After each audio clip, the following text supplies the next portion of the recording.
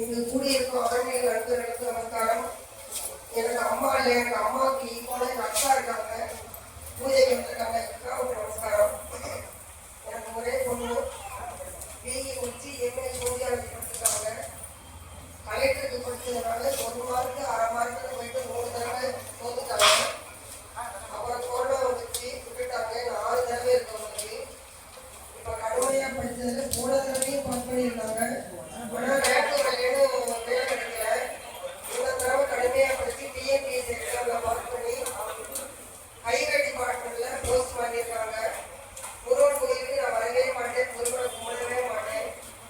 என்ன வெள்ளு சாரும் வசந்தனும் கோயிலுக்கு வாங்க வாங்கன்னு சொல்லி பார்த்தாங்க. அதுதான் பார்க்கவே வந்தேன். முதல் பூஜையில பிரிவினரி எழுதியிருக்கேன்னா 2வது பூஜையில பாஸ் பண்ணேன்னு சொன்னார். 4வது பூஜையில மெயின் எழுதியிருக்கேன்னா 5வது பூஜையில பாஸ் பண்ணியிருக்கேன்னா இது 6வது பூஜை. நேற்று கவுன்சிலிங்ல கோச்சிங் வாங்கிட்டு இருக்கா.